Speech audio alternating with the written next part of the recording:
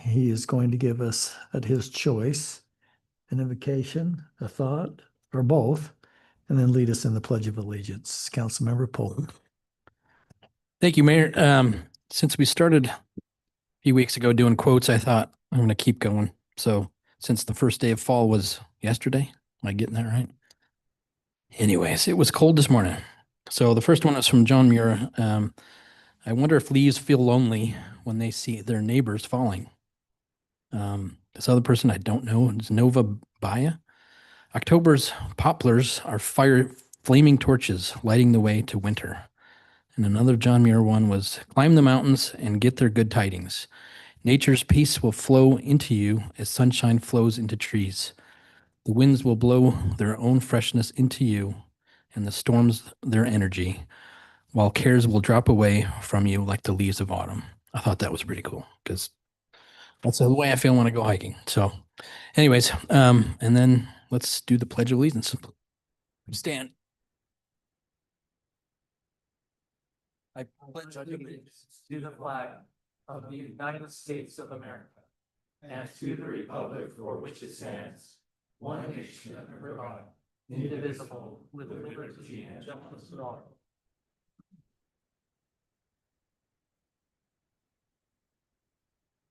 Thank you, Councilmember Polk. Excuse me. As we begin our meeting tonight, based upon our agenda that was sent out last week, are there any conflicts of interest that need to be disclosed this evening? I don't see any. We'll move on to item number 2 on our consent agenda. This is to approve the September 2nd, 2025 City Council meetings minutes. Is there a motion to approve those? Mayor, I motion to approve the September 2nd, 2025 City Council meeting minutes. Okay, may I just ask a question of Ryan? My shell says it's entitled September 2nd, but then it also has August 19th and August 26th. I think we've already approved those. Just no problem. Just wanted to make sure that we were doing what we're supposed to. Okay, do we have a second to Councilmember Pulver's motion? I second. Okay, thank you, Councilmember Severing. Is there any further questions on the minutes or additions that you'd like to communicate?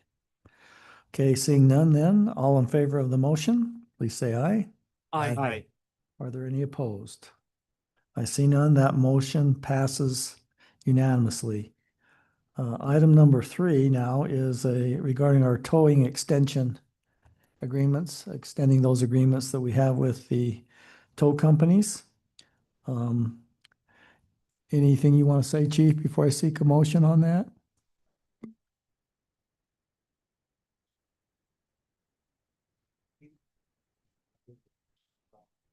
Okay, the chief says that they're doing a good job. We have a good relationship, and those are Stauffer's Towing, Weber Towing, Zach's Towing, and Lost Recovery. And we're seeking a motion to extend those agreements by 2 years. Do we have such a motion, Council? Mayor, I move that we approve the 2-year towing extension agreement with following tow companies: Stouffer's Towing, Weber Towing, Zach's Towing, and Lost Recovery. Thank you. Second. Councilmember Dalpaz. We have a second by Councilmember Pulver. Are there any further questions before we vote on the motion? Seeing none then, all in favor of the motion, please say aye. Aye. Any opposed? That motion also passes unanimously. Move on to item number 4.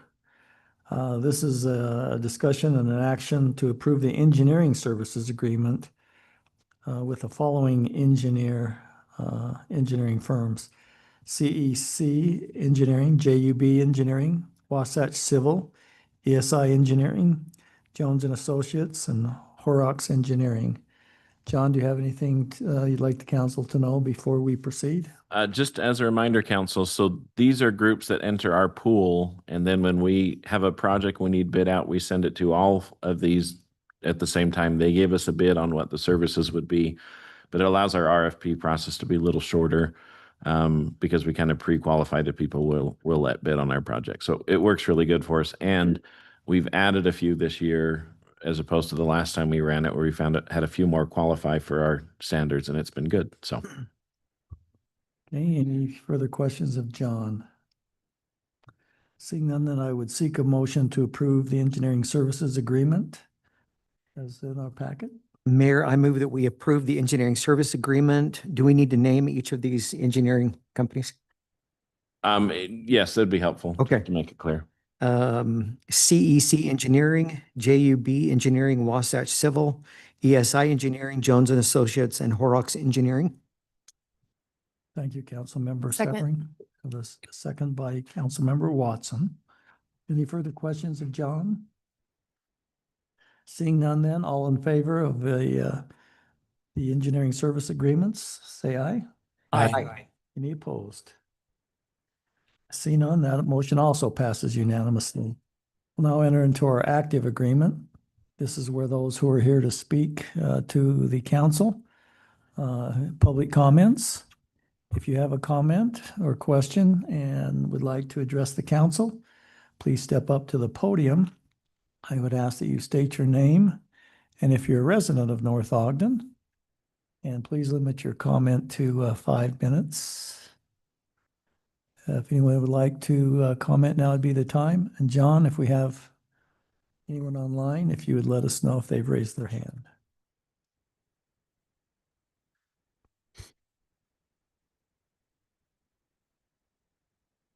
Sandy Cochran, North Ogden resident.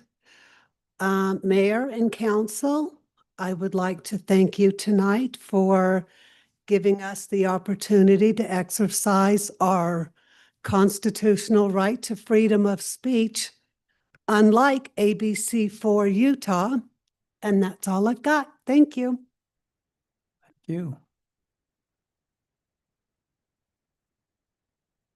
Anyone else this evening?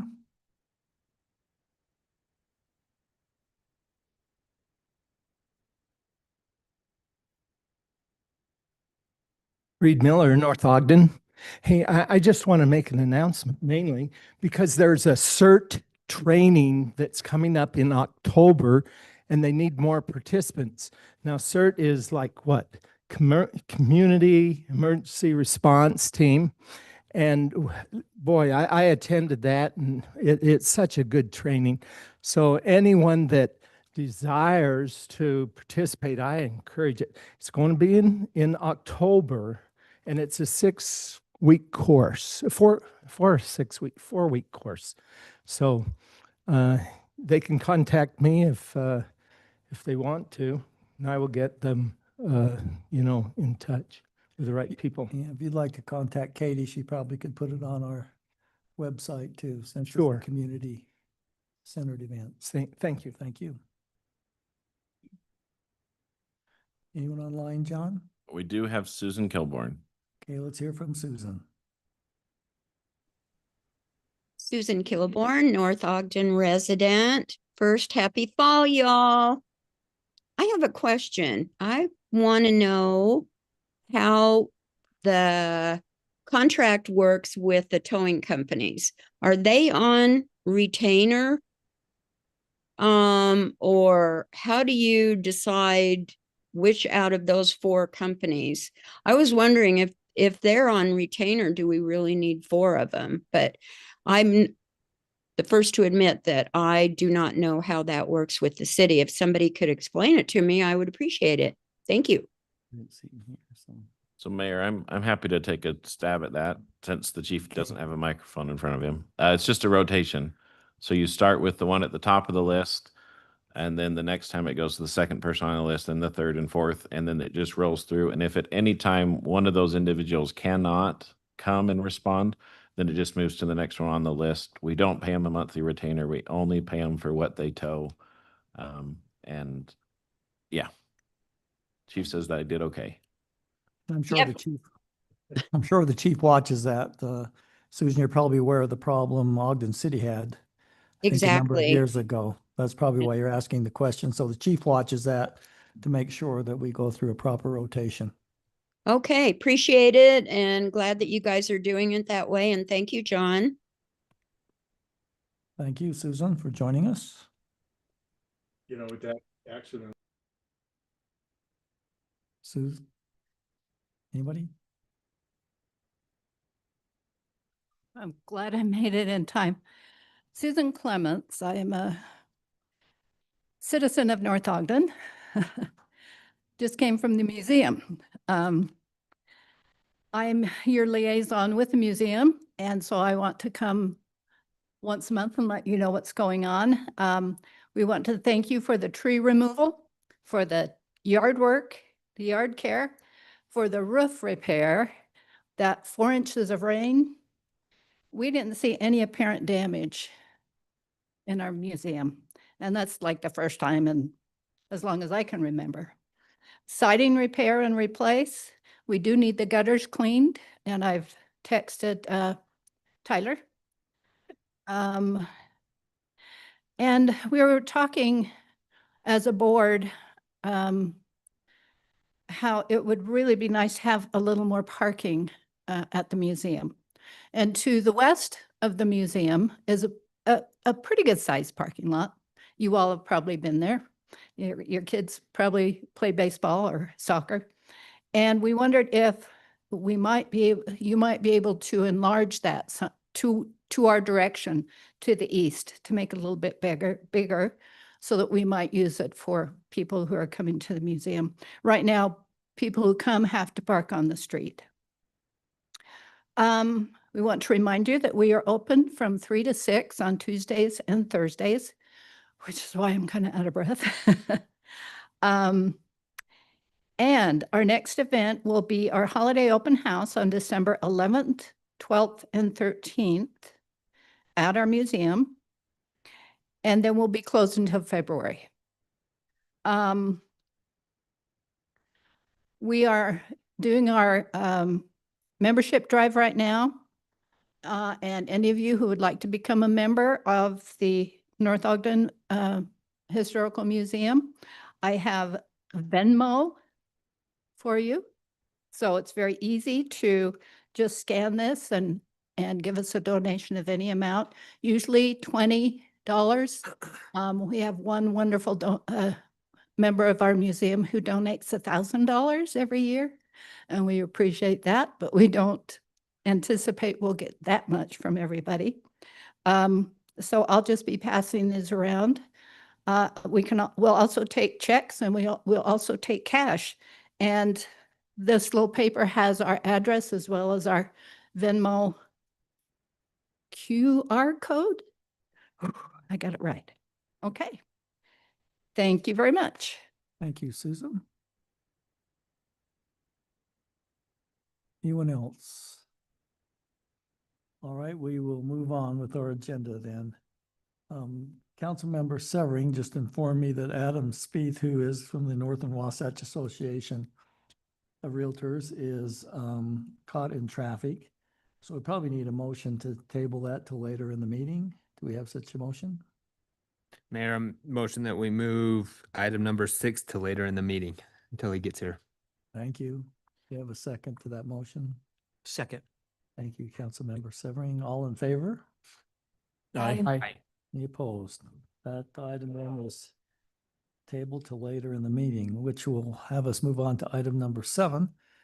This is a discussion on the dog park location and potential for future locations. And Matt, I think you're going to make the presentation. Looks like you've put in some good work, so we're excited to hear from you. Yes, sir. Appreciate your time. So good evening, Mr. Mayor. Good evening to all the council members. I appreciate your time for listening to my proposal tonight. So real quick introduction for myself. My name is Matt Fritz, North Ogden resident. Moved here about a year and a half ago after leaving, retiring out of Hill Air Force Base after 32 years in the military there. And then where I was the 419th Fighter Wing Commander. Then now I work for an airline based out in California, but I chose to live here because I love North Ogden. I fell in love with Utah when I moved here. And that's kind of what brings me here tonight is to try to propose some improvements to a dog park. So it's good for the community and good for the folks that live here and the good folks in North Ogden. So real quick. So my next slide here, we'll get to the first one here is just a big picture overview of the park and shows kind of where it's located. I think everybody knows where it is, but if those who don't, it's just up the street here on 2600 North and at the corner of that and 850 East. So that's a big picture of where it's located. Next slide, please. All right, the park kind of sits in a bowl, and I've got pictures that show that here in a little bit, but so it's got a raised perimeter and then a low-lying center or low-lying down in the center. So I'll show you, and there's a kind of a point behind pointing that out is because this was originally a water detention area that was kind of a temporary dog park, and it wasn't really supposed to be permanent. But so there was kind of discussion after I talked with Mr. Barker and Mr. Call previously a few months back on would this be a good location to try to make it permanent? And so these are my ideas on doing that. So this, can we go back just one slide actually? Yeah, that one right there. So this slide shows, I just got on Google and showed got the perimeter of it. And so the perimeter is about a quarter mile around, and that makes a difference because I have a dog or a walking track little proposal that goes along with this. Then also it's about an acre and a half. So it's a pretty decent sized park, good sized area. And then again, it's about a quarter mile around the perimeter there. So I've got the little red circle, and that shows where the majority of the water collects after any rain or after the snow runoff. It gets really muddy down there. So I have a proposal to try to kind of lift that up and then put a dog pool there and kind of disperse that water, which I'll talk to here in a little bit. Slide, please. Thank you.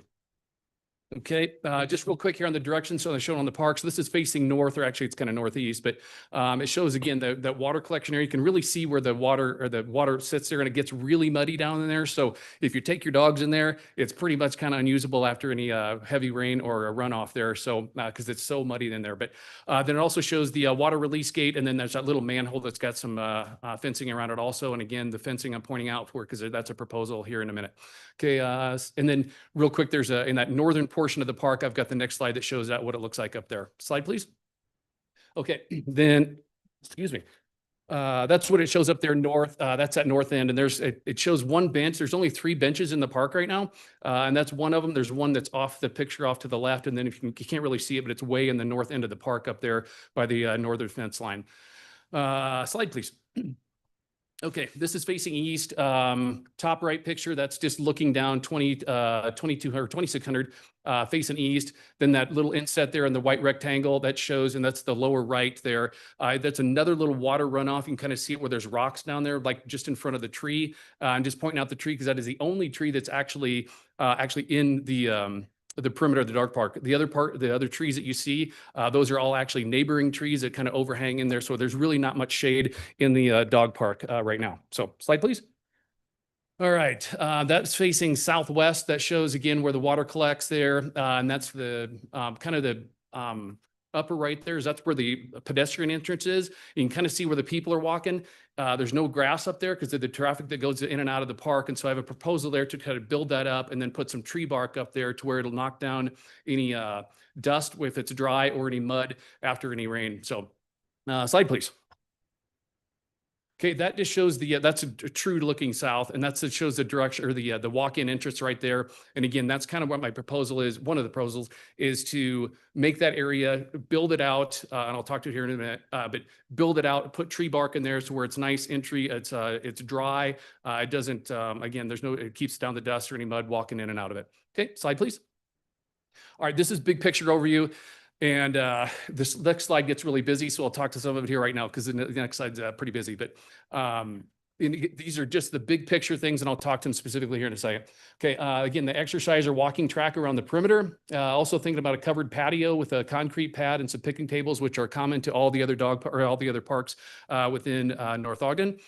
Then the dog pool, which I'll get to here in a second, but again, that's kind of to cover up that area where that water collects. Then also the tree bark in there around at that front entrance, you can see on the left-hand side of the slide, and then also around the perimeter walking park. Also thinking about some aesthetic fencing there, just because currently it is just a standard silver chain link fence that's around the entirety of the dog park. But my thought where we could maybe put on the west side and then the side that faces 2600 north there to make some aesthetic fencing where it's much more looks nicer to the public. It's more appeasing and more inviting into the park. Then also just some natural grass, wild grass and flowers, some more trees for shade, possibly think about grass seed because currently the only thing that's in there right now, and you can kind of tell by the pictures, it's pretty patchy in there. So it's only clover and basically weeds in there. There's no real grass that grows in there. So that's kind of an idea, is to try to actually seed it and put, and possibly maybe irrigate it to where it's a nice inviting area where it's actual grass.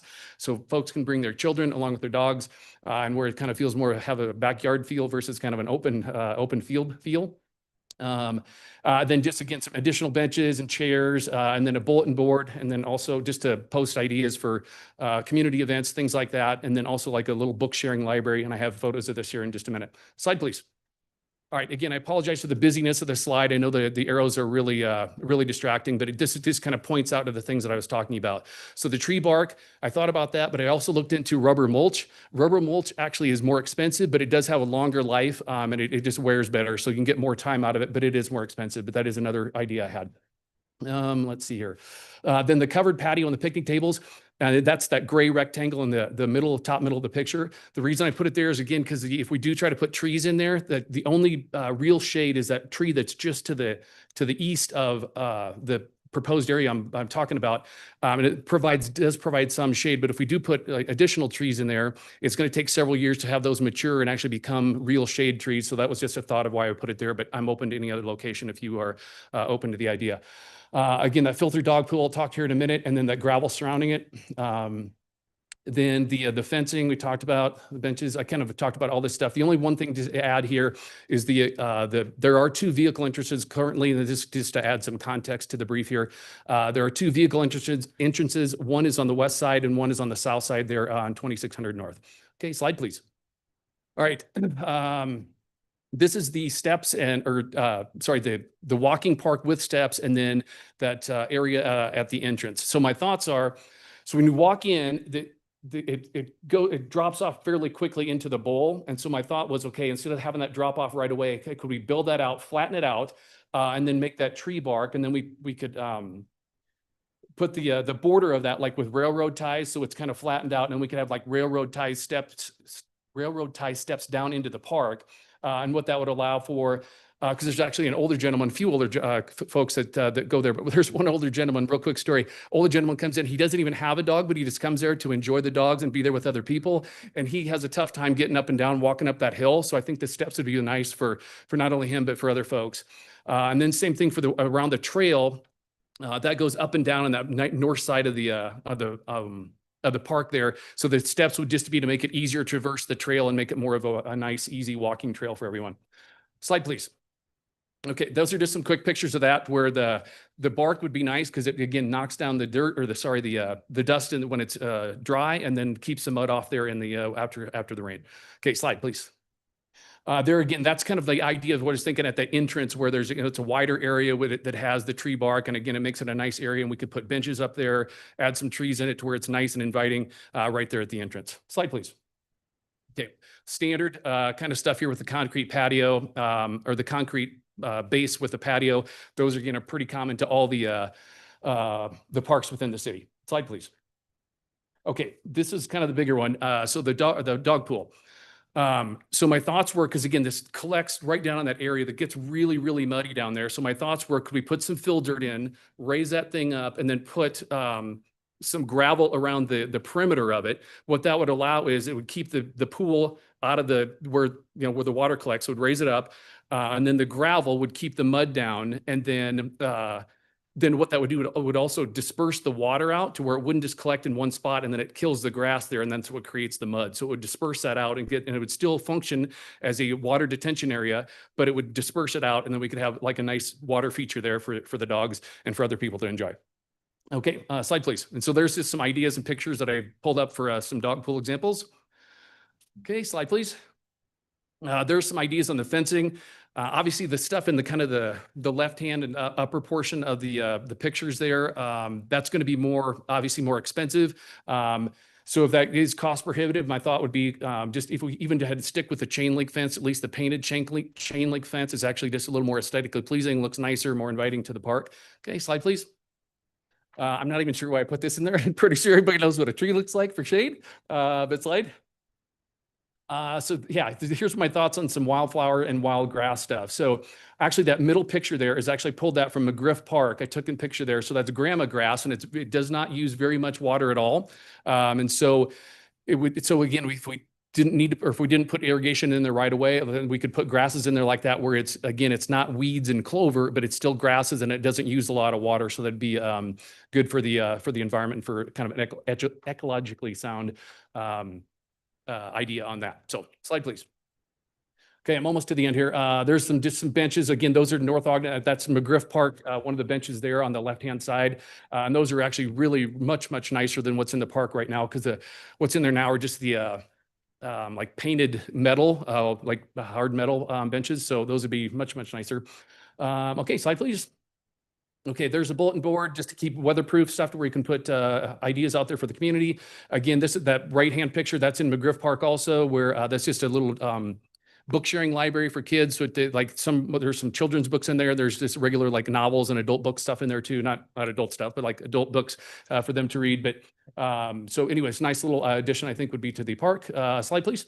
Okay, final thoughts here. There's three big things. Some opportunities and some funding, some concerns. The main one is the parking, and then just how will this benefit the community. Slide, please.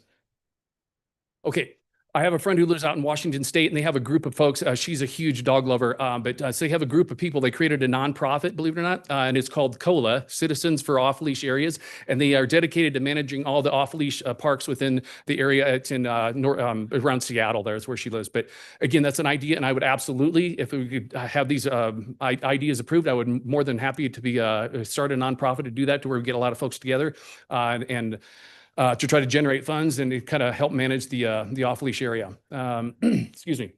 And then also possibly any state or county grants for planting wildflowers and trees. So again, it's good for the environment. So that would be, hopefully the state and county may buy off on that and help us out with some money. Also, Utah State, they are huge down at Eccles at the Botanical Gardens down there. Like their name is all over the place down there. So it might be another thing where we get Utah State involved, and they would actually help us out with different types of trees and plants to put in into the park. A couple other things here. Weber State and Ogden Tech, we could maybe reach out to them, see if they would donate any student time or labor. So the students would gain experience, but then also would be helping out the community. And again, that would keep the cost down.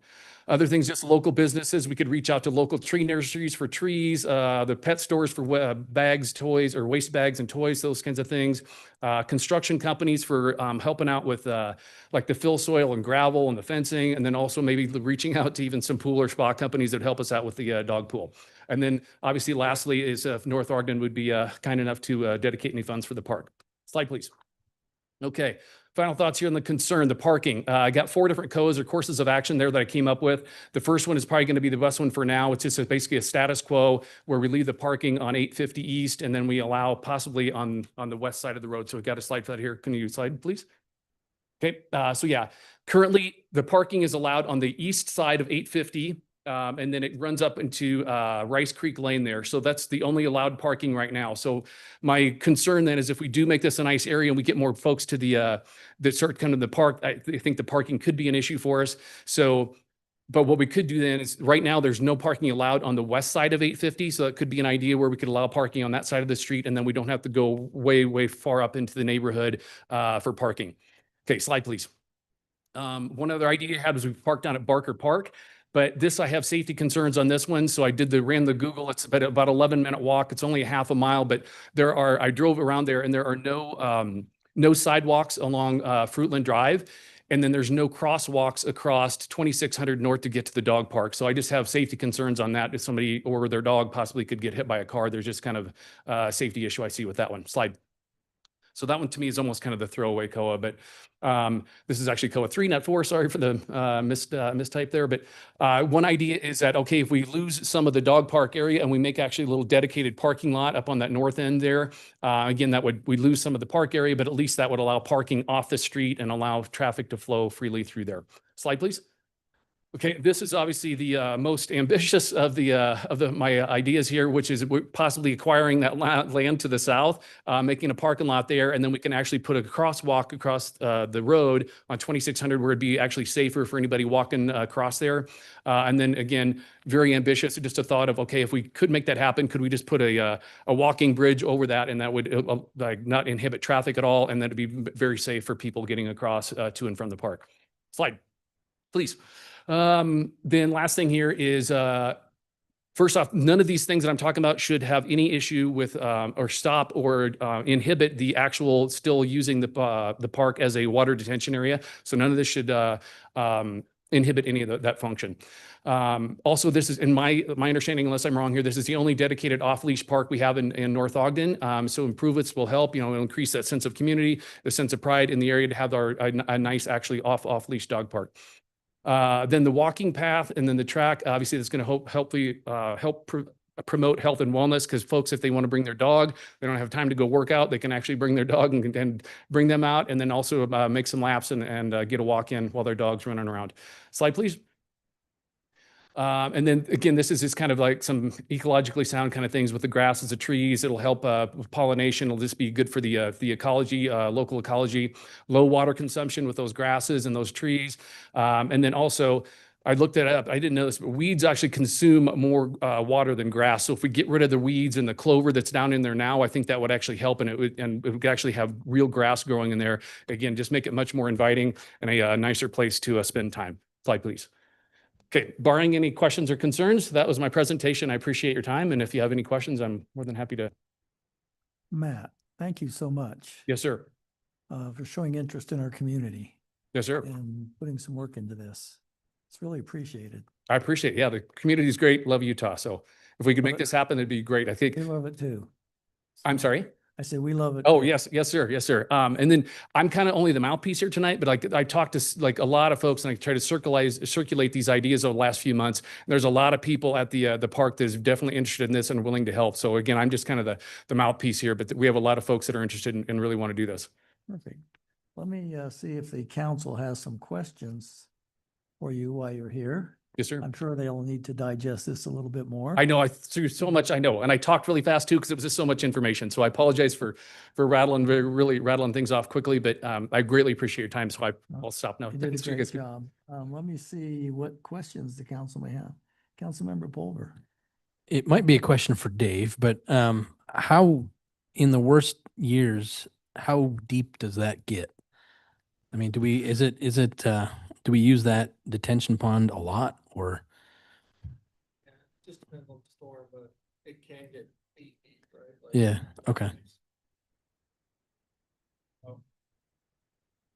Okay, so, yeah, and I think that's one thing we need to, awesome, by the way. I know, I was in the military too, so I saw all this that, the way you were doing it. But my vision is something bigger. We still work in Barker Park, but to me that would be the perfect thing, as opposed to, it's like playing soccer in detention ponds is horrible. Anyway, but we have to do what we have to do because there's no flat land in North Ogden. So I really appreciate this. And then parking, like you said, is always a big thing. And that's kind of what we're trying to figure out with Barker Park as well. And Dave, do we mow this park at all? Okay. So it's not just the goats come in there once a year or something. It's actually, okay. That was it. Oh, no, if he doesn't mow it, I get telephone calls. So he mows it pretty good. It's like the rest of our parks, by the way, Dave. They're the best shape I've seen in a number of years. Great parks. Councilmember Watson? Thank you so much for this presentation. This was very thorough. And is this Citizens Invested in Community Improvements? Is this a group or? That's my idea on a group. It's not a I group love yet, it. but I love yes, that's kind of like that COLA thing. It's just like, because Yes. there's, like I said, there's a lot of folks that at the park who are definitely interested in trying to make it a real, like, nice park. So that was just my idea of a group is all. So it is. I love the idea. I love the idea of getting more shade in there, getting the walking trail around it. These are really great ideas. I especially like the idea of you organizing this group, whether it's this name or COLA or whatever it's called, but getting a group of people together who are willing to fundraise together, or, you had so many fundraising ideas. I don't know if any staff have the time to research all that, but if you had a local, community group who was willing to reach out to these places, I think that's really impressive. And, when we have grants that we apply for, it always looks better if there's a partnership. And so if we have some kind of 501c3 working with us, we are more likely to win grants. And so I love that idea. I guess that was just more of my question, is who fundraises or what ideas you had there. Matt, do you have any idea what the cost may be here? Any clue? No, sir. Right now, I don't. I haven't looked into that far because I wanted to see if the council would even entertain the idea, and if so, then you bet I will go start digging into costs and see how where we think we're going to be on it. I would suggest maybe a couple things. I think first of all, this is a pretty specific use park. I think there are a lot of dog lovers in the city that use it.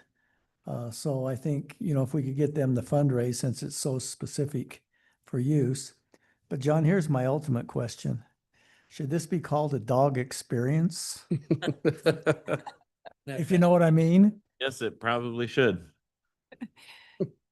The reason we ask that because parks require certain things, bathrooms, which are very expensive, et cetera. So it may have to be a dog experience, so to speak. Dog has a bathroom for the whole thing. Councilmember Barker says there is a bathroom there for dogs. Yeah.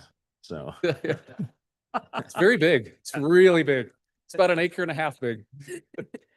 Sounds like we need to assign somebody to pick it up after Councilmember Barker. Councilmember Watson, did you have I just another? had one other question.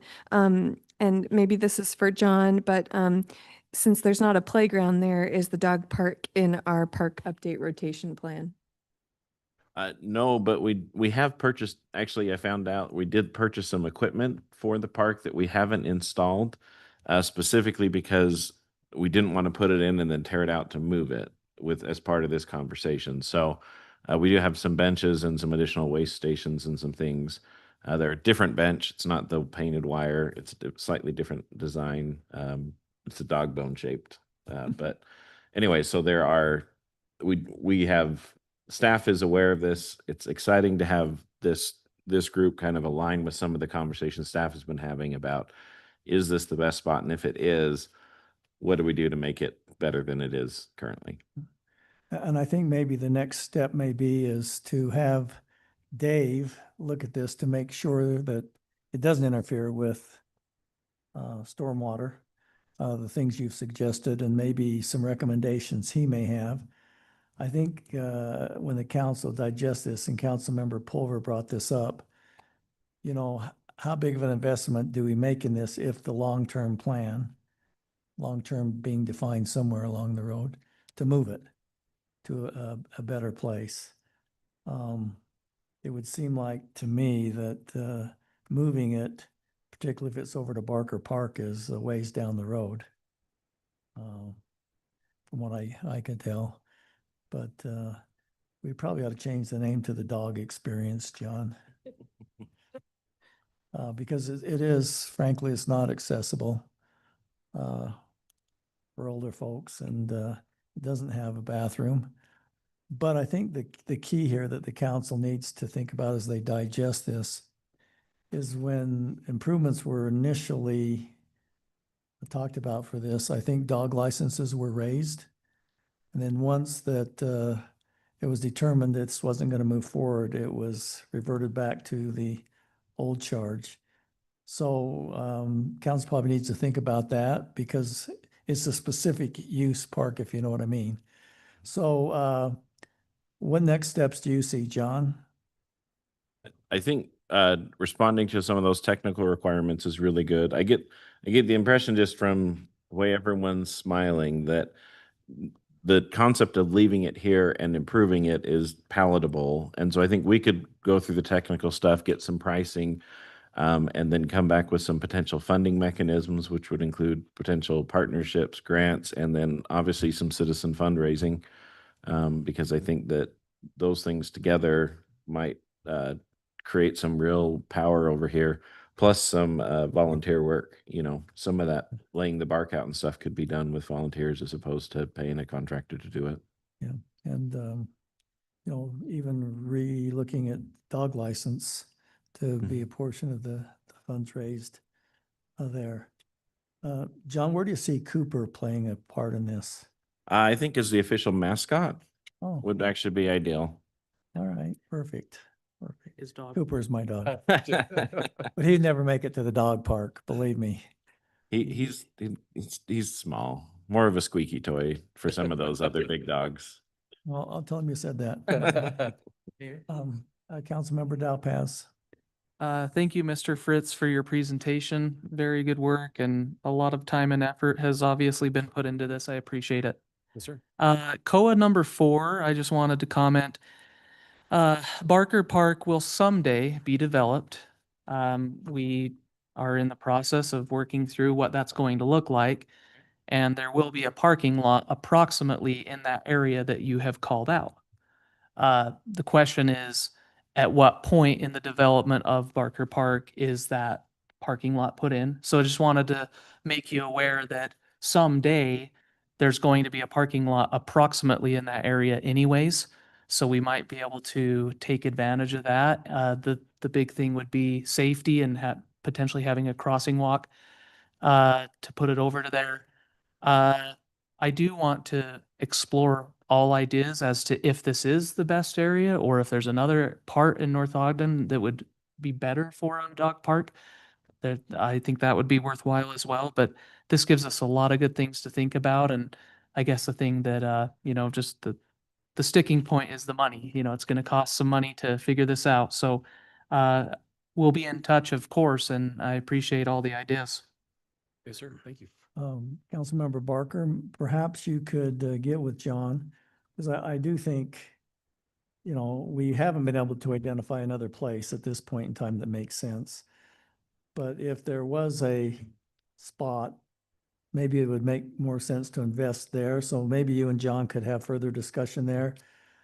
Chief, I think too, we need you to opine on parking on both sides of 850 from a safety issue. So I think we've got some good homework here to do. But let's make sure we don't, when a citizen has an interest of this nature, it's exciting to see somebody involved in the community of that nature. And we have several that do that. But let's digest this from the standpoint. I think the first thing we probably need to start with is, does the things in this plan interfere with storm sewer? That's the main obligation we have right now. So will you stay in contact with us so we Absolutely. keep the fire burning? Yes, sir. All right. Great work. What else? Councilmember Severing? So I'm almost hesitant to ask this question. It's none of you, by the way. And like the other council members, I want to say thank you because this is awesome. Okay. But knowing that we were going to be having this discussion just for kicks and giggles, I looked up on the Google and I Googled city dog park incidents. What kind of liability do we have having a dog park anyway? And I have a dog. Okay, so don't. Oh, no, totally. Absolutely. Yeah, I have a Concern, dog. for sure. Okay, so don't, but I'm just thinking, from a city perspective, have we had any incidents at the dog park with? So it's fairly minimal as far as liability for the city. Because typically what's involved is what they call an intervening tortfeasor. So it means there's someone else who has done something wrong that causes the harm. It's not something the city's done. So a good example is if a dog attacked a person, it's the dog owner who's liable, not the city. But if there's some infrastructure issues and someone gets injured because, let's say we built up a big flat area and there's a 20-foot drop off and no railing, then the city would have some liability. So it's not the dogs in the park that would be the issue. It would be how our infrastructure is there. And that's part of the cost that'll come into if we do these things. How do we make sure that we're meeting the standards that would be expected? So. Because I think it's an incredible idea. I love what you've brought. Like I say, as I began looking at how many, I'm just scrolling after incident where dog attacks another dog, a dog attacks a human, dog attacks a kid. And I thought, you know what, maybe since we're talking about this, maybe it's a good chance to just say, okay, what would happen if we had some kind of liability issue? So again, I think it's a great thing. Love that you're so committed to making this work. So thank you. I appreciate it. Thank you. Great, Matt. All right. We'll get Mr. back Mayor, to you. Thank you so much, council members. Thank you so much. I appreciate your time. Thank you. Thank you. Thank you. And just be careful, the mayor can appoint people to do stuff, so just saying, it's happened. Yeah, we do have a few of those. Is Adam here? would you like to pull this off the table and move to item 6? Do we have a motion? Mayor, I motion that we move to item number 6 since Adam has arrived. Okay, Second. second. Council, any further discussion? All in favor? Aye. All right. Adam, you've got your 10 or 15 minutes here. Excited. Hi, guys. So this is probably a little unconventional, but I was asked to come in and just speak to the council on behalf of basically first-time home buyers, right? So my name is Adam Speth. I'm the past president of the Northern Wasatch Association of Realtors and also the Government Affairs Committee Chair for the Northern Wasatch Association of Realtors. I'm here because and do you guys want to have a discussion, or do you want me to just kind of give my spiel, or what do you want to do? Hear your spiel All right. and potentially have discussion. So what basically what I'm here to talk about is we have a lack of starter homes in northern Utah. Well, everywhere in Utah, but specifically in northern Utah is the territories that I cover. So there's certain areas in your cities that are zoned for density, and our opinion with the realtors, because we're trying to help first-time home buyers get into homeownership, these areas should be kind of designated more for homeownership than for rentership. Not that I'm against apartments, it's just that I'm against oversaturation of any kind in any housing product. And we're seeing that there's an oversaturation in apartments, and we're seeing there's an oversaturation in higher end expensive single family homes. But there is a very big supply shortage in the first time home buyer starter home price point, which in today's day and age is going to be townhomes, PRUDs, condos, small lot single family. So essentially what I'm here to do is encourage the council moving forward to the areas that you have left in your city. Maybe look at those areas as the governor's kind of starter home areas where you want to encourage more ownership than more apartments, right? So from my understanding, there are I think 900 to 1,000 new market rent apartments online that have been approved in North Ogden that haven't been built yet. So you have a pretty hefty supply of apartments. I consider it an oversaturation. So in the areas where high density could be approved, I would suggest that you guys look more towards ownership product. There's also a key incentive in House Bill 37 that in conjunction with the Home Builders Association and the Realtors, we got the state to pass, which is a density bonus for single family, multifamily ownership tied to owner occupancy. So essentially what that does for you guys is if you're able to do a rezone in any of these areas and offer a higher density for homeownership, it automatically meets your moderate income housing requirements. So it essentially eliminates your staff's time doing these moderate income housing requirements just by doing a starter home community for owner occupancy. So again, northern Utah, North Ogden, your median sales price in your city is $542,500, which the median household income required to purchase a median home in your city is $135,000. Your median household income is $105,000. So you have a major shift of the median income versus the median home price.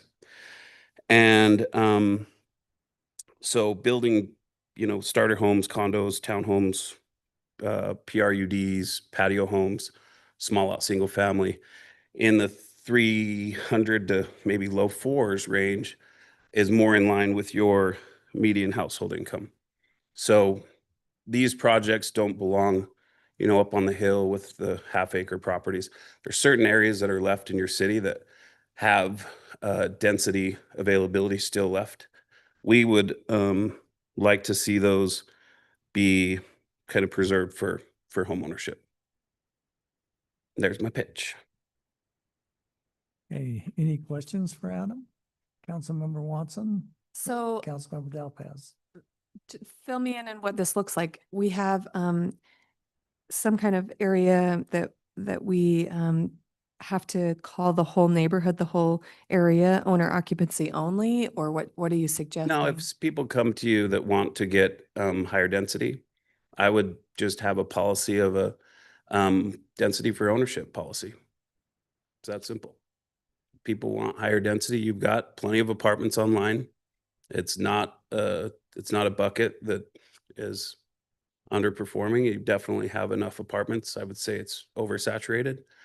So the areas where people want higher density, I would tie it to homeownership. In fact, what I've seen is in North Ogden, traditionally in the past, 7 years ago and before, all the new construction projects were 80% ownership, 20% rentership. And some of the newer projects you guys have approved, that number's flipped the wrong way. 80% for rent and 20% ownership. So I would encourage you to flip that policy back to an 80-20 the other way. And, just because that's consistently where North Ogden has been over its past 50 years as far as new development. If that answers your question. I'm not aware of that flip. I don't know, maybe I can get you the stats. yeah, so but that's maybe you okay. can get me up to speed on that. We recently had a development, townhomes and apartment type of project that came to us, and they were asking to go mostly rental. And we negotiated with them to make it at least 20% homeownership because we do feel strongly about homeownership.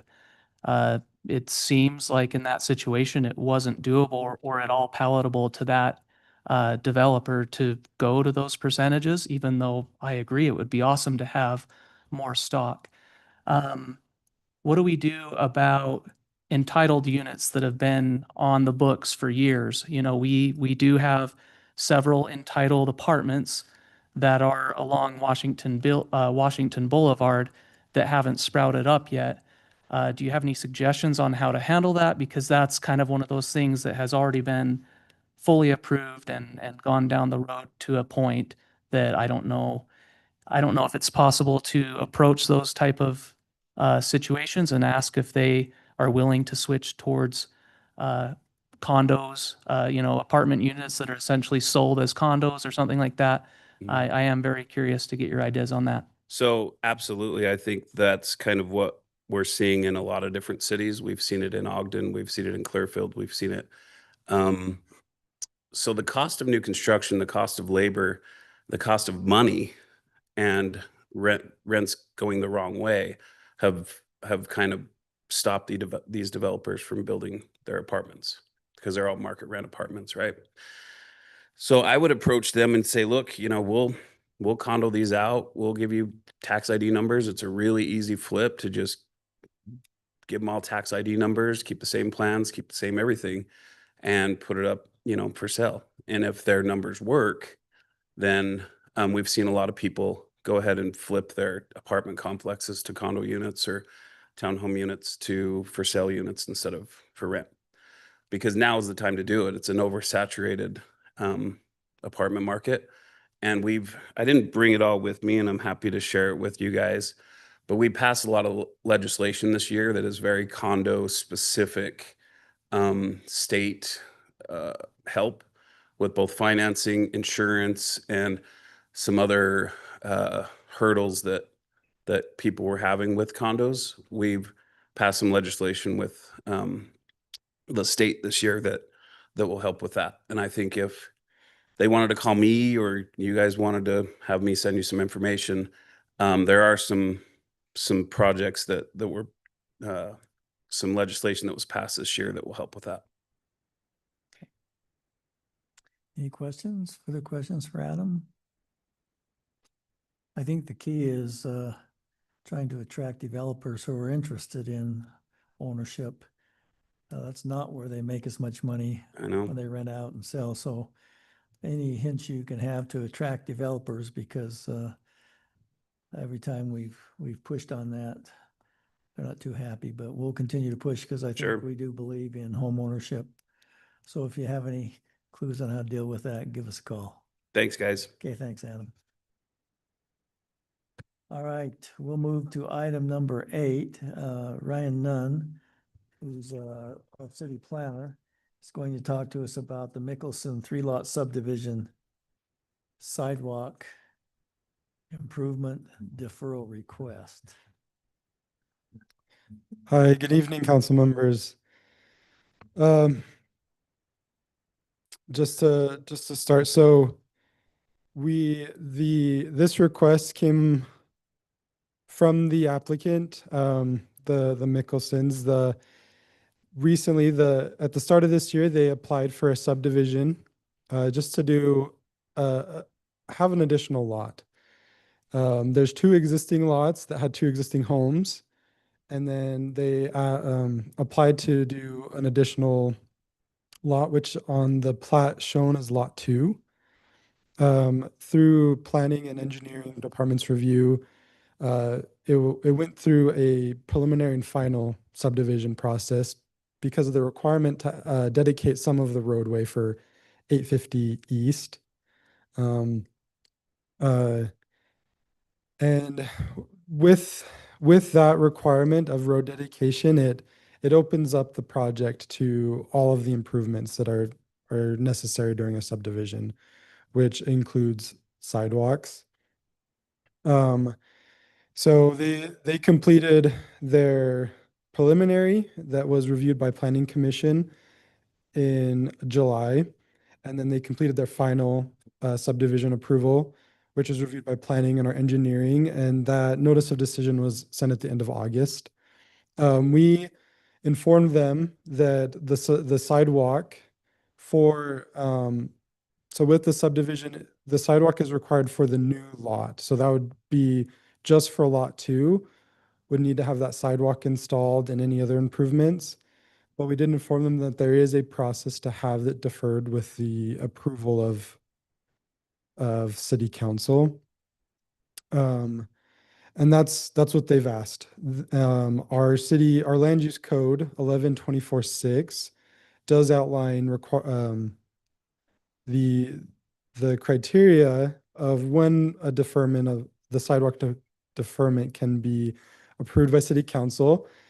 Specifically, the first condition is that there is no other sidewalk in the vicinity of 100 feet of the new lot, which this subdivision meets. There's no other sidewalk along 850 or even on the north, along 2750 north. So staff does recommend the city council consider approval because it does meet the condition of a deferral. And I made the comment that our city engineer hadn't made a recommendation on his memo, but talking with him today, actually, he recommends approval as well because it does meet those code condition to approve it. And so I'm happy to help answer any questions, and then we also have the applicant here as well. Council, do you have questions for Ryan? Councilmember Dalpins? Am I always the one that goes first? I don't want to be that I guy. raised my hand. Okay, You I just want to be that guy. You got called put it up out first. there. Okay. Yeah, I'm right in front of you. So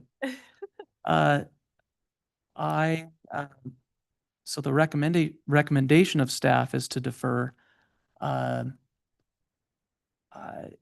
It seems that I remember in past situations kind of like this, staff didn't typically recommend a deferral of the sidewalk, at least from what my remembrance is in my mind. So there's just a handful that have happened over the last few years that I've been on the council. And so I'm just trying to understand that recommendation. Do you have any thoughts on that? Yeah, it sounds like you could tell the applicant, hey, you can put in for a deferral, but it's actually your recommendation as staff that it should be deferred. Yeah, well, so just the subdivision requires the sidewalk, right? So if nothing was done, it would need to go in. A as part of any improvements to that lot too, right? When they go to build a home on it, and it needs to have that sidewalk and any utility meters all installed as part of those plans. But staff, looking at the area, there is no other sidewalk. So it'd be a sidewalk to nowhere, right? It would be dead end to dead end. And with the code specifying, hey, when there is no sidewalk in a vicinity of 100 feet, that there is this option to defer it to a later date, right? Maybe when there is sidewalk in the future on 850. That's the reason that staff does recommend the approval, is because it's meeting those conditions, and because of even in the case there is sidewalk, it's not accessible, right? It would be a dead end sidewalk on both sides. And so that's really the reason there's that staff support. Council member, go ahead. I guess just thinking about how the plat is drawn, does that still, the dotted line for where the property line begins and ends doesn't change, right? If there's a sidewalk or not a sidewalk. Right. Okay. That's what I was just trying to think of. And then the fact that you would have to, per ordinance, clear a sidewalk or you get in trouble if no one's walking on it makes no sense to me anyway. So. Councilmember Watson? So just to be clear, lots 1 and 3 don't have any improvements happening. It's just lot 2. Correct. Mhm. Yeah. Part of the subdivision, just the new lot needs the improvements. I drove by today and lot 2 is very narrow. And so not only would it be a dead end to dead end, it's very short. It would be very short of a sidewalk. But also the lot just north of lot 2, whichever number that is, had almost no space for a sidewalk anyway, even if it was enforced at some point with the existing trees. So I could see that being a challenge. I guess I didn't have a question other than that. Thank you. Councilmember Severin? Well, I'm like Councilman Dalpass. I'm thinking back. We had John maybe remind us on Randall on 1700. What did we do there? So the council did not approve the deferral, and so they changed their subdivision plat. So this house here, and then this one here, they technically had 2 lots. And so instead of doing a full subdivision to get a third lot in between, they backed out of the subdivision, and it was not recommended by staff because of how close this sidewalk was to the proposed development. And it's probably also good to clarify that what happens in these situations typically is someone will come in and say, we want to subdivide, and we say, great, you need to do all these things, including curb, gutter, and sidewalk. And they say, wait, what? Why would I do sidewalk? There's no one near. And then we say, this is the process if you don't want to. And then part of that process requires staff to give the council a recommendation. And so I don't want it to sound like Ryan was like, hey, here's a subdivision and you should ask for a deferral. Like, we always tell him you need to put this stuff in. And when we get pushback, then we say, here's your options. That's the way we kind of work with folks. The other deferral that we were dealing with was out on Washington Boulevard. And this was a deferral that was specifically tied to the widening of the sidewalk to 10 feet they were asking for, as opposed to installing sidewalk. Those are the 2 most recent sidewalk deferral requests that have come to the city. And both of those were recommended by staff as to not be approved. John, how many deferrals do we have in the city? And I know at one point in time, we had a few problems when people got surprised. They bought a property and we talked about actually requiring a deposit for a deferral. How many deferrals do we have in the city? And what kind of experience have we had with them? So I am aware of, you're stretching my memory here, Mayor. In the past 13 years that I've been with the city, I think two have actually gone to the level of a deferral agreement where an agreement's recorded against the property. Those, as far as I'm aware, have never triggered, meaning they are still no sidewalk because the trigger points of sidewalk coming and the city going and saying, we need the sidewalk now hasn't occurred. And there may be more out there.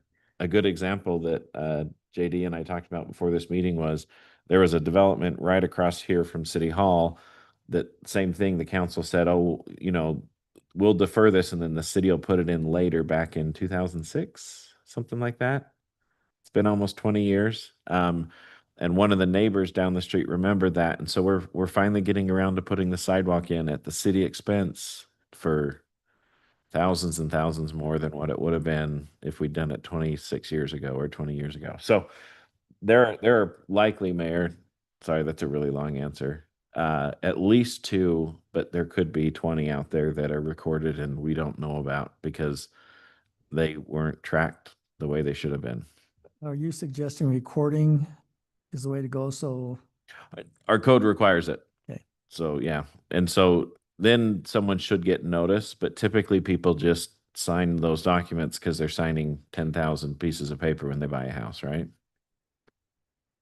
Councilmember Delpez? What are the chances that somebody that is given a deferral somehow is not triggered later down the road to have to put it in? Like, for example, a subdivision goes in next to this property and it has a sidewalk abutting to it. But what are the chances that somehow we don't pick it up and we don't require them to do the sidewalk at that time when it should be done? Because that kind of worries me that we just will continue, even if it's in a deed restriction somewhere, that somehow, somewhere it's lost. I feel like it's possible. And that's something I think about because I don't want to lose the opportunity to put in a sidewalk, even though it's quote unquote a sidewalk to nowhere. But it is a sidewalk that will connect at someday. Someday there will be a sidewalk down that road in the future, maybe 100 years from now. I don't know. So if I'll pick on Ryan. So with our current city recorder, yeah, sorry, there's three Ryans, the one over there. The organization that Ryan is helping us get to now, I would say that the chances of that happening it's still possible, but slimmer than it had been in the past. That's why I mentioned that there's two out there that I know of, and there may be more because it wasn't stored the right way. But with our current system, we'll be able to have it and have it in the engineer's notes so that whenever a subdivision is coming in against a spot without sidewalk, we will have a way to check and be like, is there a deferral agreement that's now going to trigger the sidewalk to go in now? That's what happened. This just off 1050, this subdivision is one of those where the people who bought this house got surprised. There was a deferral by the developer of this subdivision to not put in the sidewalk and to that they had to pay for half of the cost of this road when the road went in. So the people who bought this home from the developer ended up having to pay, I think, $60,000 or $70,000 to the land developer of the neighboring parcel to finish the road. But they also got a lot out of the back, and so they ended up doing better, but they lost some ground. So another really long answer. I apologize. It is highly likely it will be forgotten if the neighboring property subdivides in 20 years. It's highly likely it'll be forgot because the system that Ryan is putting in place now is only as good as the person who takes Ryan's seat, because they might just forget she's not going anywhere. She's not allowed to go anywhere. The rest of her career should be at North Ogden City. Yeah, Yes. absolutely. Okay. Yeah. John, just a quick question. We'll go to Councilmember Barker and Councilmember Severing. We get a lot of comments about not having sidewalks, particularly when kids are trying to walk to school. Refresh my memory, would there be a pathway here for school where kids are trying to get to school somewhere? So the closest school is over here at North Ogden Park, and the property we're talking about is in this area. I don't know the path that kids walk, but there may be kids who in this neighborhood walk north and down 2750 to get to school, but they could also walk down to 2600 where there is sidewalk and then up. So it is not in one of our safe sidewalk routes. That is something we double check. But it doesn't mean that there aren't some kids in these houses that do walk on the street until they can get to there is sidewalk on the north side of 2750 that gets the kids safely down to 700 East where there isn't sidewalk again. So. Councilmember Barker? Just a comment I wanted to share is normally I think I align with staff when we're not in favor of deferrals for sidewalk. However, in this case, the only, in my reason would put sidewalk in is the city's going to do it. That's a developed neighborhood where, I mean, houses, we're not having new construction coming other than when people subdivide lots, and I don't see any more subdividing lots coming on. And with our issues with roads, when is the city going to have the money to put in sidewalk? So why force somebody to put sidewalk in now? If we're going to put the sidewalk in 40 years, we're probably going to have to tear this sidewalk out and put it in, and the city's going to pay for it then. So if we do a deferral agreement, there's a chance that it'll get paid for in the future. If we do it now, it might get paid for twice for no reason. So I'm actually in favor in this case of the deferral. Okay. Councilmember Severing, did you have a comment? Well, so John, we did expect Randall's to put in that sidewalk, right? We did. Yeah, we told them that they would need to, and then they modified so they didn't actually end up subdividing, I think, is the way it worked. Okay. So they didn't put the sidewalk in. Okay. Well, I was just, my initial thought was, we've spoken so frequently in council about making sure we're avoiding what could be looked at as a, what's the word I'm looking for? An exemption. And while being in North Ogden, I like the old way. I never had to walk on a sidewalk to school because we didn't have a lot of sidewalks back in the day. But I would like to avoid this precedence of, well, we deferred here, but we didn't here. So just my concern. Okay. Do you have any further questions for Ryan? Do you have enough information, or would you like to hear from the applicants? Do you feel you have enough information, or would the applicants like to speak? You're welcome to if you want to, but don't feel like you have to.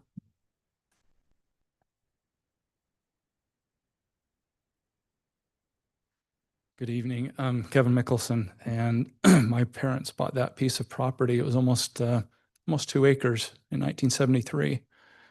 I was only 9. I've lived there ever since. Mom and Dad subdivided us in 1993 when my wife and I built our home, and we currently live on lot 3. Mom passed away in 2023, and so we're trying to go through this process, and there's a lot more hurdles and hoops and T's to be crossed and I's to be dotted than we ever realized that would have to go through. I know that when we first moved in, and for many, many years, many streets in North Ogden didn't have curb and gutter, let alone sidewalks. They had places you could park on the side of the road right in front of your home.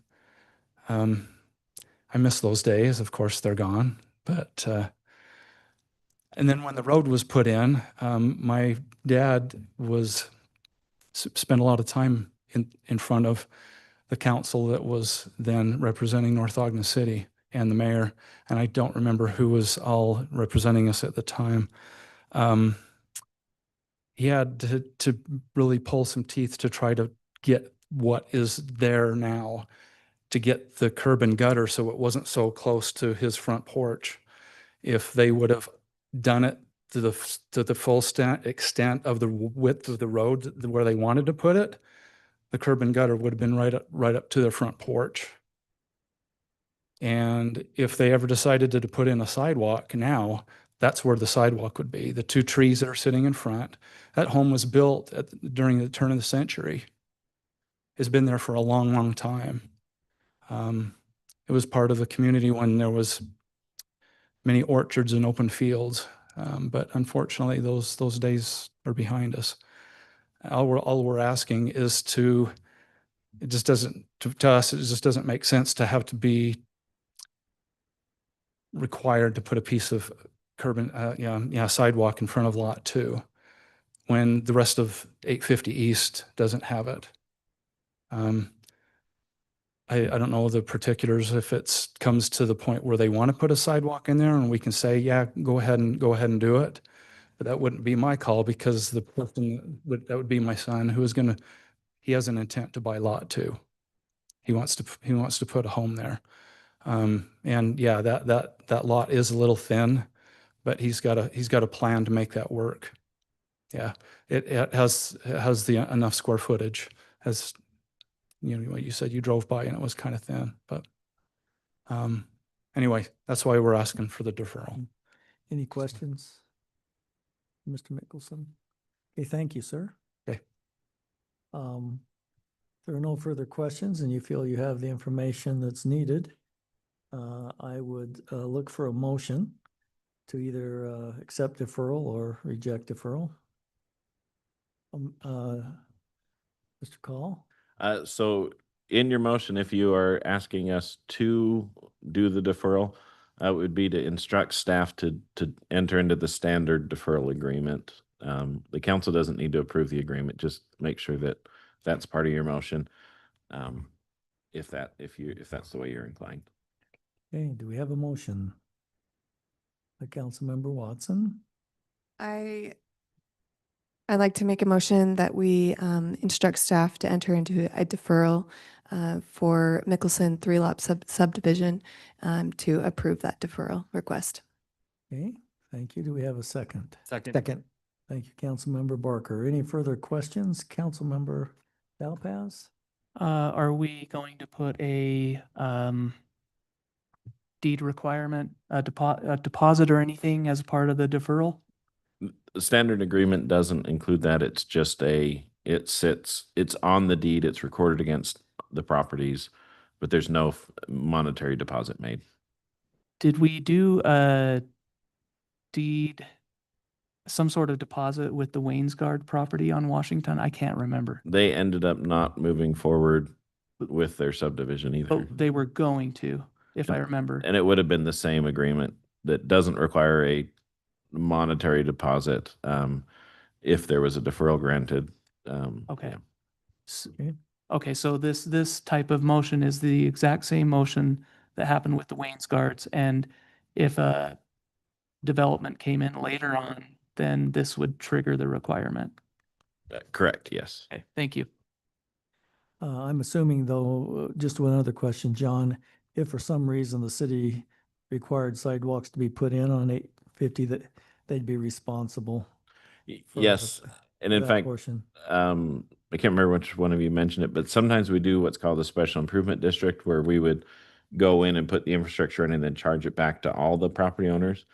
In the agreement, they agree to willingly participate in that. They can't object to it as part of the, so if we did the whole south side, then they would be counted as yes votes for a special improvement district.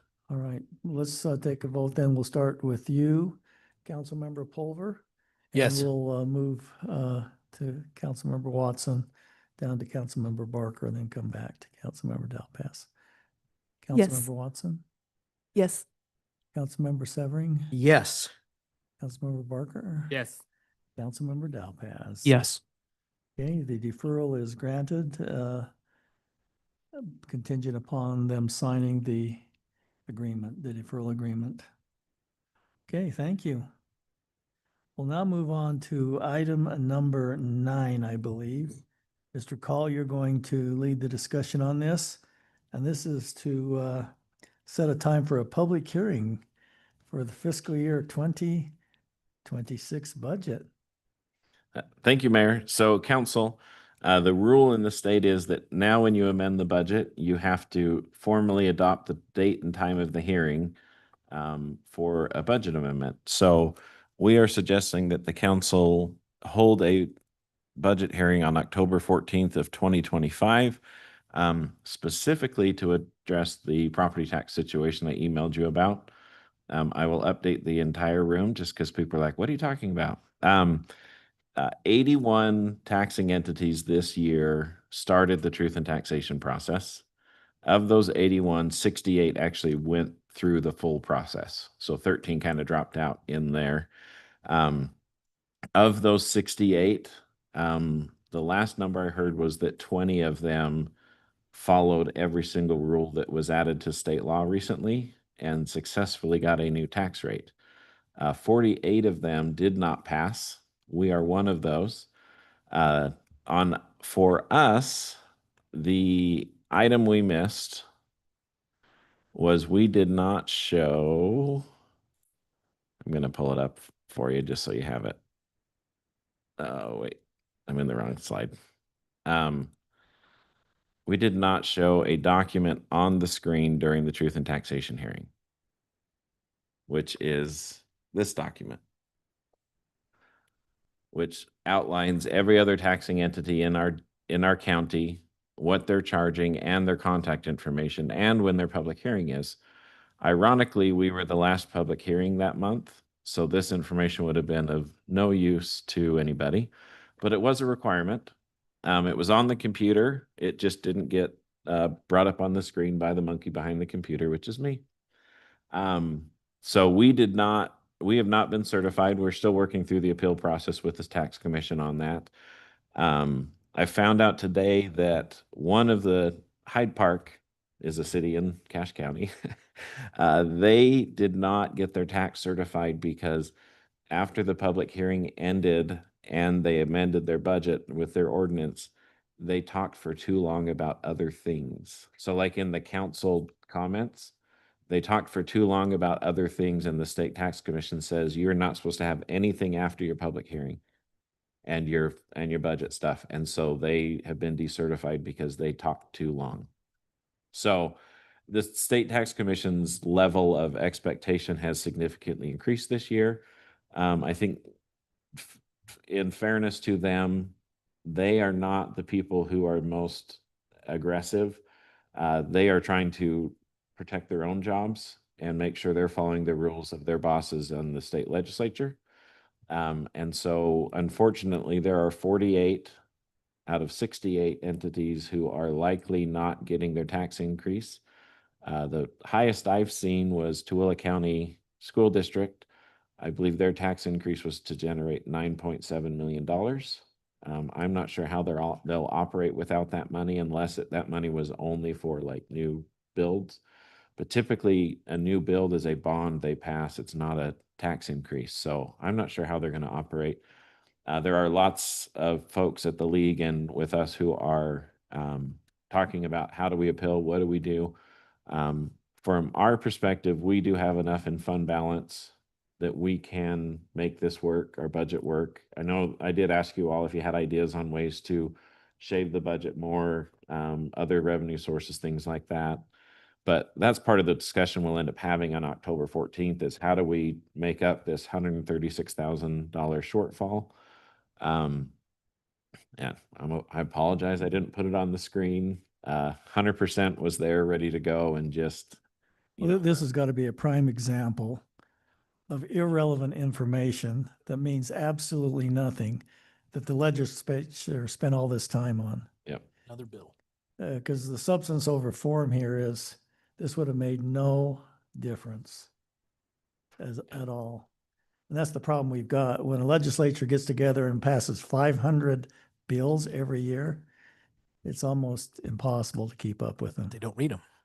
Yeah, well, we found that out with the population thing, didn't we? So, well, so we need to set that, and that's probably where we ought to have the discussion on how to rectify the situation.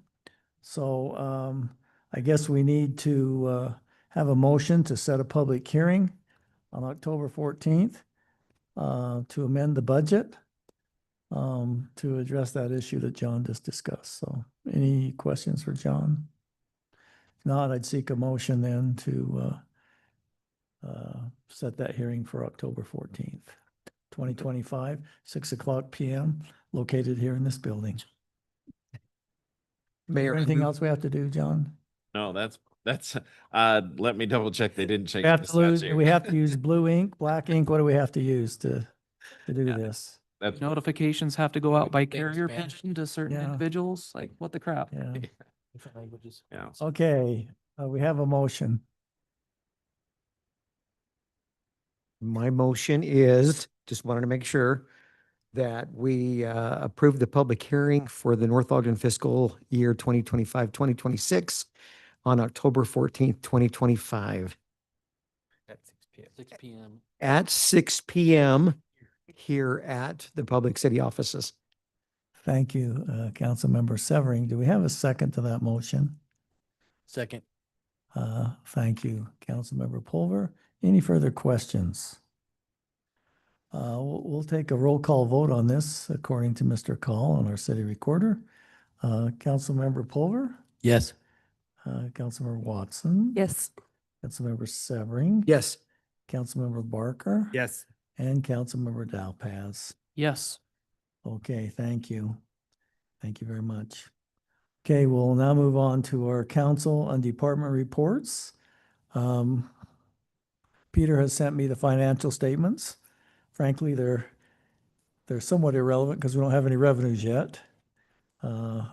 We did get our sales tax information that we'll put up here on the screen to review. But in regards to how we're in comparison to budget, very difficult to tell because you've got a lot of upfront expenses, you got deferred revenues, and so I can't opine on where we're at, frankly. But Peter did prepare those and send them to me, and I have looked at those. John, do you want to pull up the sales tax situation there? I talked to John. I was a little bit curious. You can see here that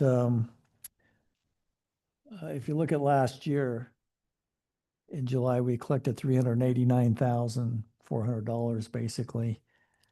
And we budgeted $356,000. John informed me that basically how the budget was put together is based upon the council's initial approval of the budget of 2%. The amount actually budgeted last year, I think, John, was increased by 2%. So you can see here that we had a budget of $358,000. We collected basically $358,000, but we're 8% less than we collected last year.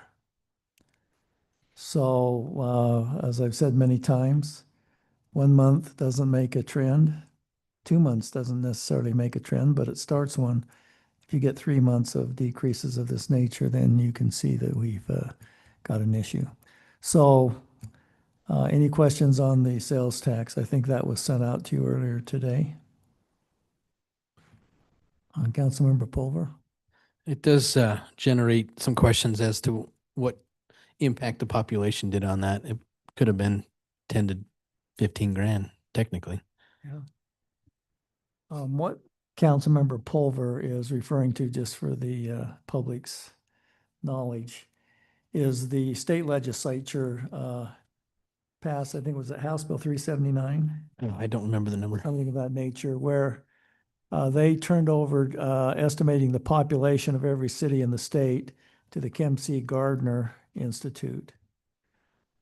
Historically, it was based upon the census and certain additions to that with building permits, et cetera. So it's now basically turned over them to estimate the population.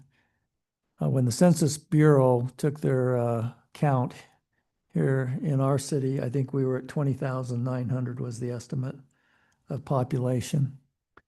Since that time, we have issued 500 building permits, numerous multifamily units, and they have projected our income to be now 21,300 people. So in 5 years, we've grown 400 people according to this estimate by the Kem C. Gardner Group.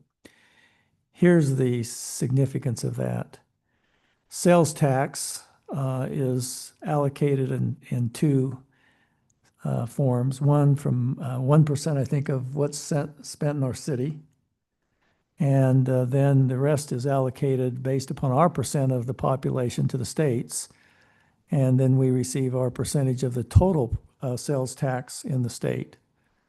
Obviously, we were getting an allocation on nearly 23,000 before. Now we're getting an allocation on 21,400. So we're not getting as much money from the state as we historically did. Additionally, BNC road funds are also allocated similar to that formula. And so North Ogden, we've estimated, will take in excess of probably $150,000 hit because our population is estimated at 21,300 people after issuing 500 building permits. Councilmember Pulver and myself have spent some significant time talking to the folks, talking to our legislators. That's where we found out that when we brought this up and our legislators said, "What are you talking about?" That's when we found out that not necessarily every bill is thoroughly vetted before it's approved. The legislature also opted not to provide any appeal process on that population estimate. So we have basically no recourse. I would say I'm appreciative of the folks up at the Kempsey Gardner Institute willing to speak with us, but that was to the point of Councilmember Pulver's point that we can look and see the amount of money that was spent in our city to see what the trend is, but that's what his reference was, is could that repopulation configuration be a part of why our sales tax is down almost 8% from a year ago? So we're in a little bit of a kind of interesting situation. Our legislators hopefully will reinstate an appeal process in there, but it's a little bit, frankly, discouraging because the Kempsey Gardner folks did send out to the legislature the effect on every city's population in the state. So you would hope that that had some bearing, but we'll make it through, and we appreciate the service of our legislators, but it's a little bit disappointing that we're going to be hit with that, not knowing that is part of our budgeting process. Okay, any other questions you may have about sales tax, or hopefully we'll have a quarterly presentation in our next October, towards the end of October meeting, that we can have some significance in how we're trending in regards to budget. Okay. All right, that's my report. Councilmember Pulver. So I think a lot of people have noticed, public works wise, that what do we do about graffiti on the boxes? And I think that's something that it depends on the box. I know a lot of people have mentioned that. I've noticed it way more. I don't know why, maybe just because I saw it once and now I'm looking for it. But so if it's a box that the city's responsible for, it's up to us to either fix it or replace it or something. So just know that that's going on, and we're kind of talking through that. Also, I don't know if anybody noticed, but there's lots of notices for the burn pit going off today and tomorrow. And then obviously, I don't think people have noticed or even gone down 1,700 that they're getting close. I think 85% is the word that Dave gave me. And then obviously, like I said this morning, it was a little chilly with the wind, and that kind of sparks, I think, obviously talking about snow, and that's what they're thinking about too, is snowplow season and getting trucks ready and things like that. The thing that people, I think, probably knew is that Washington going up past the church there is going forward, and so the houses on the west side should be coming down between the S curve there and 33 or 3100 north. So just an item of note there. And I think I heard Ryan wanted to get in some of those too, right? Actually, Councilmember Pulver, talking with the chief, I thought he thought Christmas had come, that they're going to have these houses to go in and utilize for training. I'm not sure I've seen him so excited about it. So it'll be used for training in the fire department and. Yeah, the unfortunate part, you can't burn them down, but you can cut holes in it, right? We can do a whole lot of. Whole lot of stuff. That PD can do almost as much stuff. Anyway, so if you see how much of people attacking a house, there's not a concern. Anyway, that's it. Okay, thank you. Just a point here, and I'm sure all of you have seen this. We continue to get comments about the installation of fiber in our community. And just clarifying that, they do have an agreement with the city, right? A franchise agreement, or what is it, John? Yep. We've allowed numerous folks to do. I just want to clarify that, you know, if there's a problem, and we know there are some problems, and maybe we could publish a number to be called on our website so that the citizens can call, because the city is not the required fixer of the Connects Group's problems. But the citizens might be good to explain kind of what's going on and a customer service number that they can call. Because I know John's aware of some of the communications we've received over the last 5 days. So maybe, John, if we could do the best we can and clarify. It is on our website. We have a Link? well, it's on the quick notes on the main page. It says fiber installation, and on that page there is contact information with both of the fiber companies and also a Q&A sheet with all kinds of different information. So my next question is, how do we get people to read it? Because apparently no one's reading it. Hopefully, every North Ogden resident is listening right now and will go check out our amazing website. I was thinking those who may be up for candidacy that are out knocking on doors could take some flyers and drop them off for us. I like that idea Okay, too. thank you. All right, anything else? All right, let's go to Councilmember Watson, who's going to update us on the administrative and recreation departments. Thank you. So from our city recorder, we have October 9th at 6:30, Weber County League of Women Voters Candidate Forum is happening. Elections are on November 4th, and we encourage all residents to research the candidates and vote. Yes, I assume so. It's here, located here, the forum. Yes. Okay, thank you. Then from our HR, the trunk or treat is scheduled for October 25th at the North Shore parking lot. And also we are accepting applications for crossing guards currently. And then I haven't heard back from the aquatic center. So that's all I have, unless anyone else knows more than I do on that. Okay, any other questions or comments? All right, we'll go to our city manager, attorney, and capital projects lead, John Call. And tree master, what's my tree arborist? The chair of Yeah. the tree committee. Chair of the tree committee. So we don't have a lot of capital projects out there. So we do have the Barker Park design RFP is going out on Monday. So that process will happen here in the next couple of months.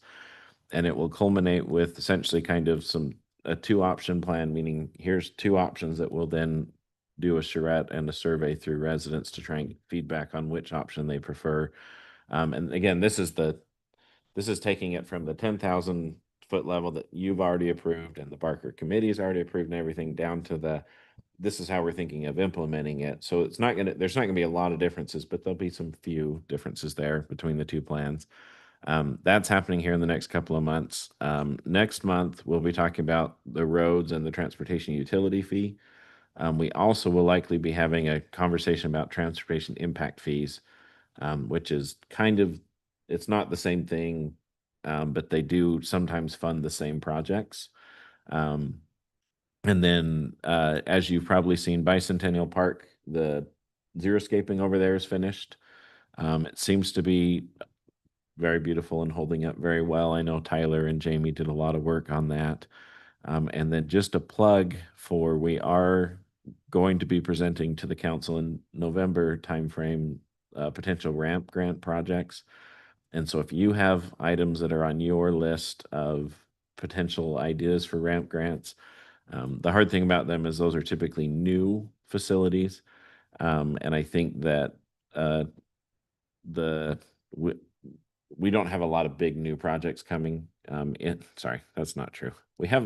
They've already kind of been funded. So a good example is the pond project. Ramp has given us money for it yet. We're just waiting on the timing for to move the pond. But the next kind of big project is the one we talked about last month, which is Barker Park. And so without having the design for Barker Park, I'm not sure that we'd be ready to fund it. We probably need to get a couple of years of impact fees to fully fund the first phase of that, as we talked about a couple of months ago. So, but if you have ideas for other stuff, I know we talked about community garden in the past, and we can utilize existing park ground if it's a new feature. We just can't use ramp money to replace a playground. That's one of the prohibitions. It's got to be new infrastructure. So, those are my capital projects updates. Just so we don't forget, we should apply for a ramp grant for Cherry Days.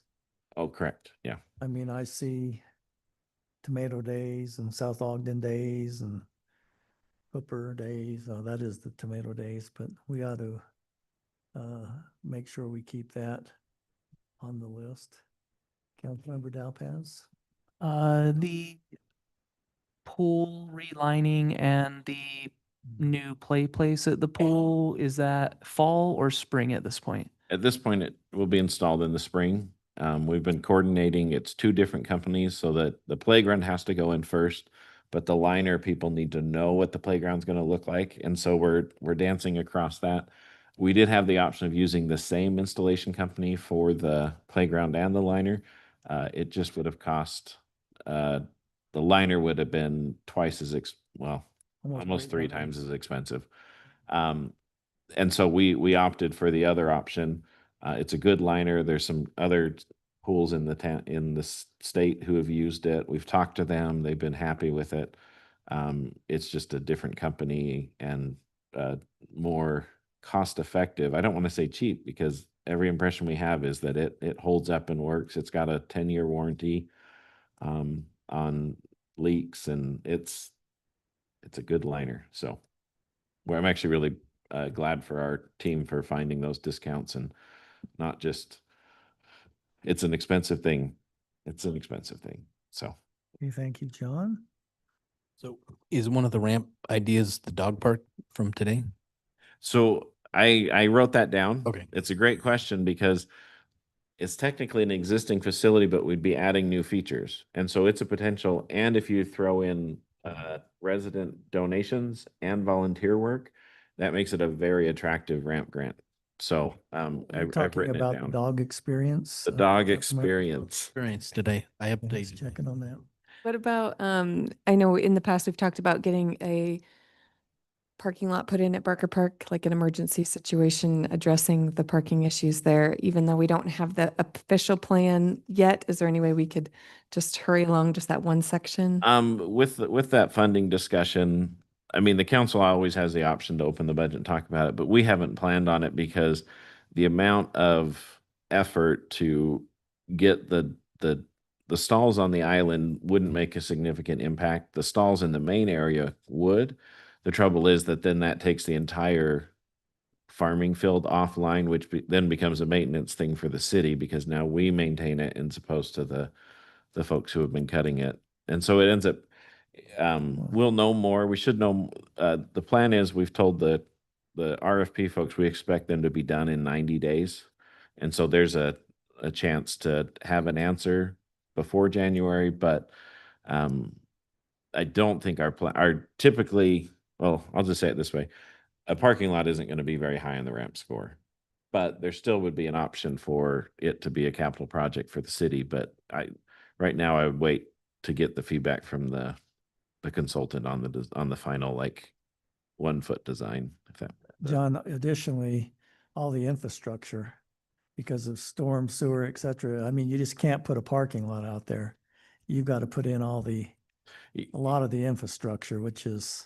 Yeah, we would run all the pipes for the all the bathrooms and the stormwater, to the mayor's point, and the sewer, because a lot of that is running under the south end of that parking lot, that main parking lot. And I remember when it was previously brought up that there was an idea of some kind of temporary parking for the events that are held there. Is that still on the table?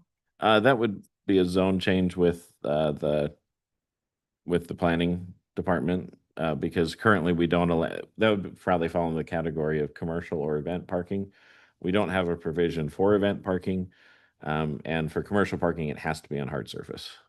So it likely would fall under event, but we would need to codify that. So I don't have a way to do that now. The nice thing is, and I'll say this, is that so far the only event this year where we would have exceeded the parking numbers was our Cherry Day stuff. Everything else seemed to have been a small enough group that the parking lot could accommodate it. North Pole? Oh, North Pole. Ah. That was last year. That wasn't this year. It's But no, coming North soon. It's coming. But I was going to touch on this, but North Pole, we've actually the live nativity activity, we've told them you cannot run it that often. We're forcing them to space out their shows and say, if you want to participate in our event, then you have to space out the show so we have more time to clear the parking lot and get new people in, just to help with some of that too. So. Okay, anything else? All right, we'll move on to item number 11. If anyone would like to make additional or initial public comments, please step up to the podium and once again, state your name if you're a resident of North Ogden. John, if you would watch online, if those online would like to comment, please raise your hand. And please limit your comments to no longer than 5 minutes. Anyone like to comment? John, anyone online? Nope.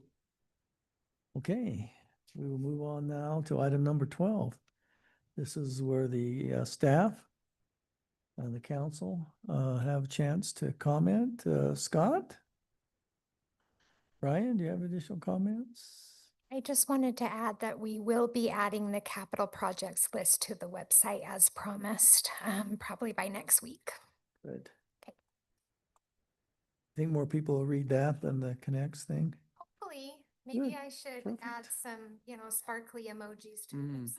Yeah, good. Perfect. All right, David? Chief? Peter? Did I miss anyone? John? Just a plug that Bye Bye Birdie brought in about 1,000 ticket sales. Not $1,000, but about 1,000 people went and saw it.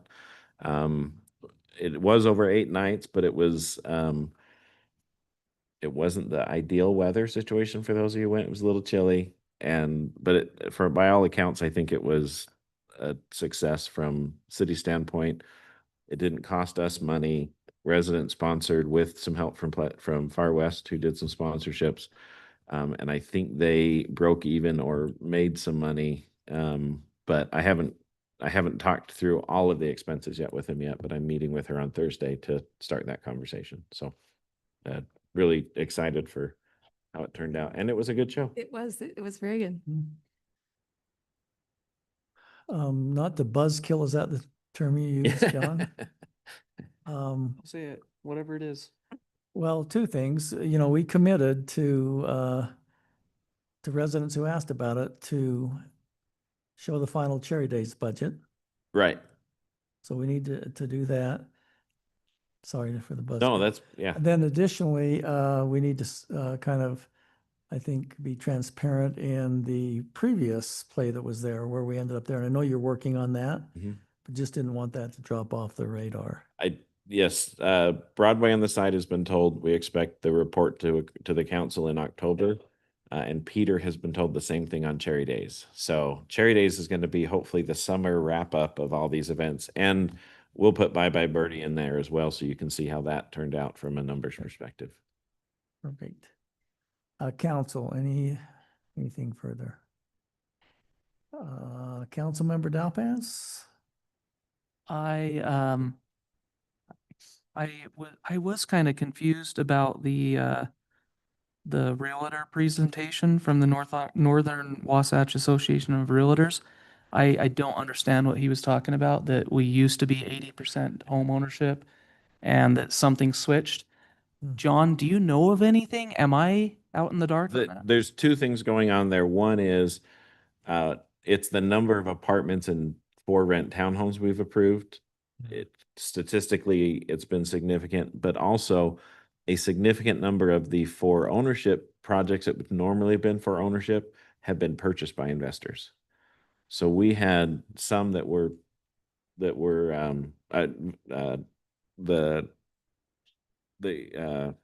let's just use Sunbrook as an example. Sunbrook, the majority of the people used to be owner occupied, and more, sorry, that's the one behind Taco Time. More and more of those are being bought by investors as rentals. And so the new projects are the same thing. You have large REITs, real estate investment trusts, who are coming in and buying massive blocks of what typically would have been a for sale product and turning them into a for rent product. Because owning the physical ground has historically been a very safe investment. We had no policy that said it was 80%. We've never had that. Yeah. That's what kind of we've never had didn't that. make sense to me, because it kind of made it sound like you guys used to have a policy that was better and now you don't, and that kind of threw me through a loop. Well, and the council responded to the messaging from the state, which is there's not enough rooms for people to sleep in, make more rooms. So for rent product came to create more beds and more rooms. And the reality is that what really the state needed was more starter homes. And that, as he mentioned, it's not impossible, but it is very difficult to do right now. Councilmember Watson? So he made it sound like it wasn't too difficult to switch an apartment that was already approved to a condo.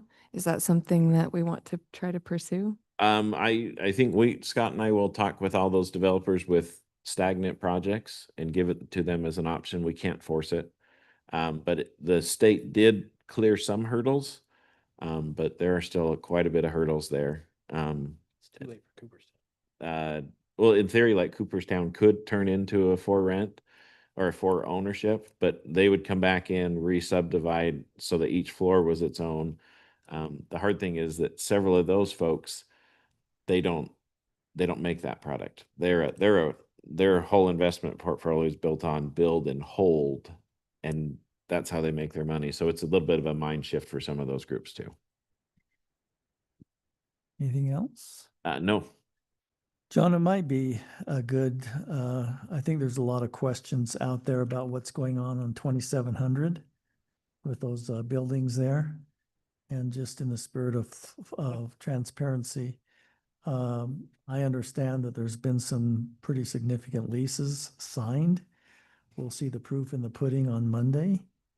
But you might want to just talk about those buildings that are being built so people know and it's available for them to see. I'll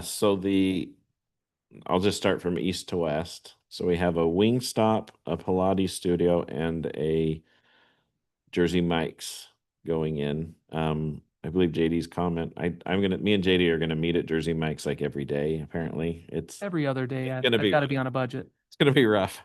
And then Mo Betta's is coming in between that and the Mountain America. So the standalone building is a Mo Betta's. In the 3 space, it's there. And then there are other fast casuals that are in the conversation. And like the mayor said, until a lease is signed and they authorize us to release, we typically don't say, but there are some national brands that are looking at the development in that space, which is exciting. So. Okay. So we'll know more hopefully in the near future. Yep, on Monday. So, anything else? Yeah, I'd look for a motion to adjourn the meeting. Motion to adjourn. Meeting is adjourned. Thank you.